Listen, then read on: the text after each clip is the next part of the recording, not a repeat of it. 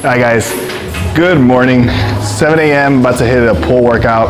This workout is specifically designed for novice, beginning, intermediate lifters.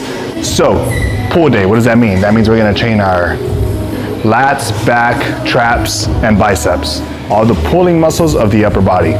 Now, a lot of people have no mind muscle connection with their lats. They'll do pull downs, they'll feel their bicep. They'll do pull downs, they'll feel their traps, but they never engage their lats. So what we're gonna do is, we're gonna do what we call activator first.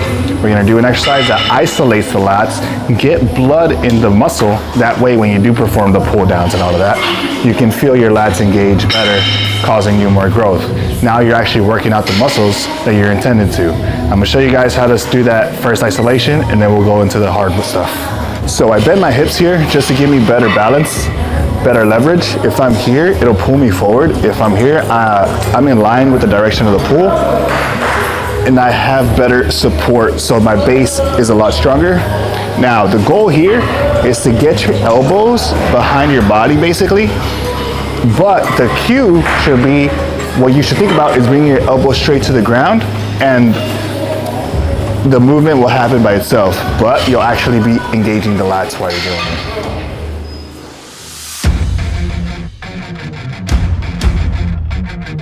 You can always palpate the muscle. That gives them a better mind-muscle connection, and they can do the same to you, but he's definitely engaging his lats. I can feel it happening.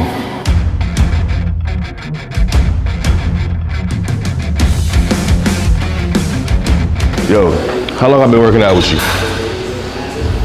3-4 months. About 3-4 months, man. I put on like 20 pounds of muscle. You know, everything he said is true. You gotta listen to him. He's gonna tell you exactly what to do and how to do it. You know what I mean? So that's why I mess with him, because when I used to work out on all the machines, thought I was doing something, but I was wasting my time. So you really gotta listen to him, because he'll show you what to hit. You know, your triceps, your biceps. You know what I mean? Things that's gonna make you look wider and feel better. That's what you want. Where have you seen the biggest difference? In my legs, my chest. Definitely my back here. I used to have no muscle back here. You know what I mean? He taught me how to work this and make it bigger and stronger. So you get excited because you see results. See, if you don't see no results, you ain't gonna wanna work out. So you make sure you see results and everything. So I was not defined, but now I'm defined. I feel better, my legs, everything. I didn't have no calves. He's hooking my calf muscles up, so he's gonna show you how to do it and get results. So that's the main thing. You know what I mean? Let's go.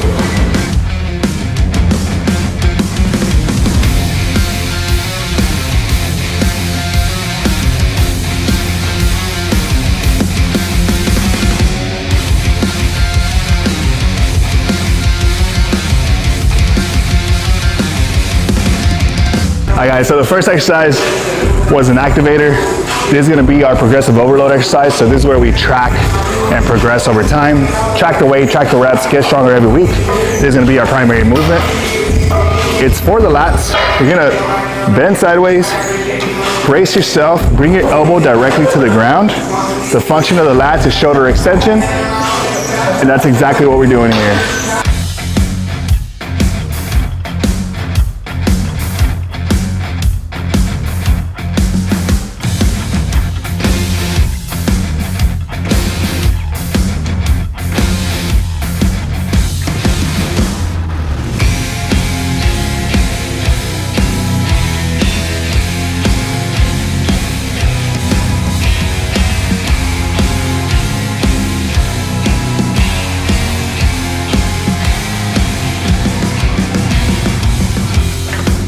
Guys, if you want it to be for the upper back and lats, put it relatively narrow so it has different settings. If you go wider, you're pulling this way, which is more upper back. If you're pulling more narrow, now you can actually bring your elbows close to your body, which again, shoulder extension, that's the function of the lats. So this gives you a fine balance between upper back and lats, thickness and width. So that's the best setting for this one.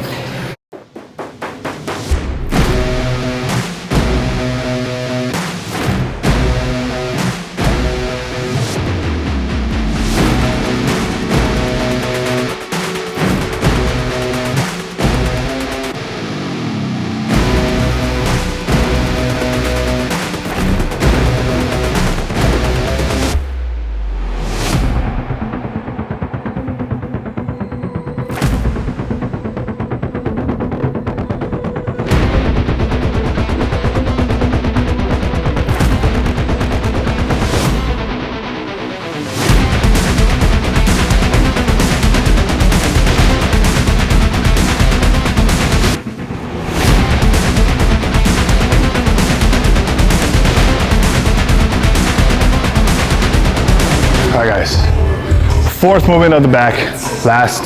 So 16 sets total. From here, we're gonna go on to traps, one exercise, and then biceps. All right, guys, so 4 back movements done, 8 for the lats, 8 for the upper back. Now we're moving on to traps. So a lot of people do traps wrong. Come here, Brian.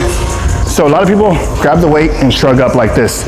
You're actually training your levator scapulae. It's a muscle that runs under your trap. But if you look at your trap anatomy, the trap originates here and inserts here. So this entire thing is your trap, your trapezius muscle. Now these fibers connect to the end of your clavicle, so they run this way.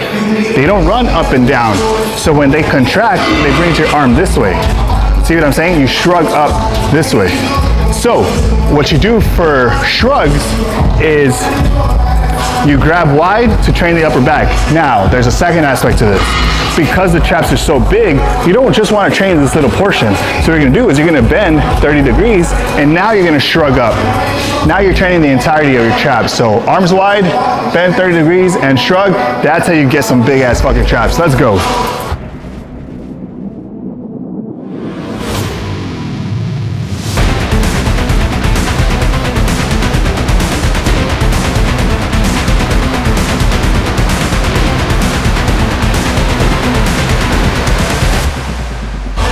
Whenever you do this, that shit, you're literally injuring your levator scapulae instead of growing your traps.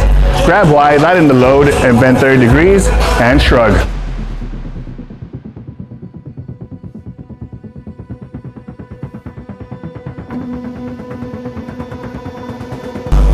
That's all you need, guys. 3 sets, 15 to 20 reps, good form, train them properly. Now we're moving on to biceps. Let's go.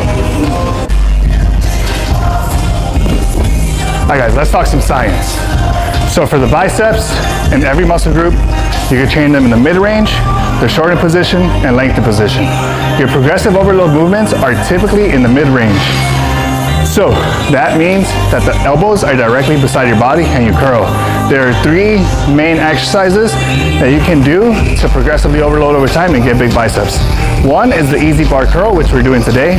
2 is the barbell curl, and 3 is the dumbbell curl. Now, the reason I'm doing the easy bar curl is because it's more comfortable on my wrists. Pick whatever's more comfortable for you and that you feel like you can progressively overload over time, and do that exercise. Put it first in your bicep day because this is what you're gonna track and get stronger each session.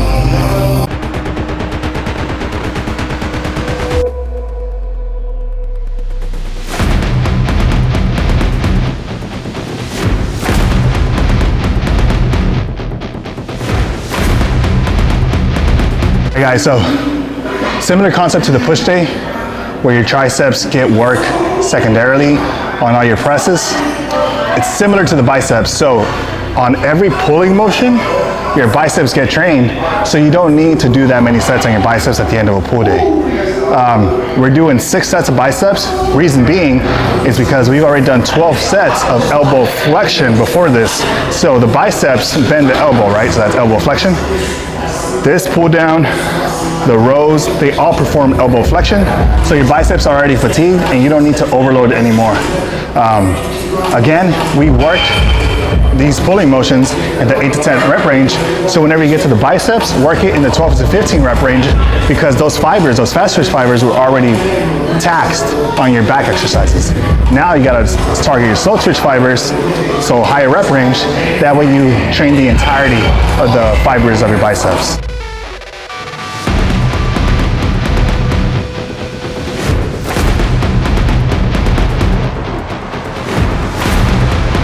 With the elbows behind your body, that's the lengthened position.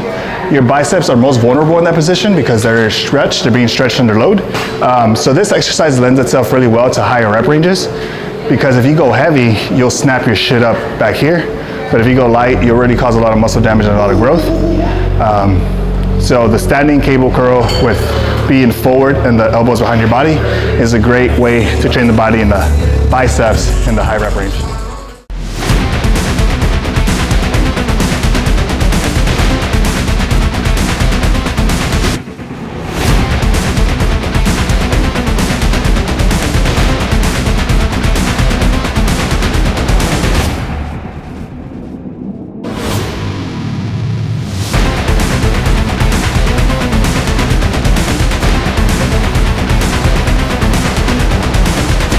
right, guys, full day done.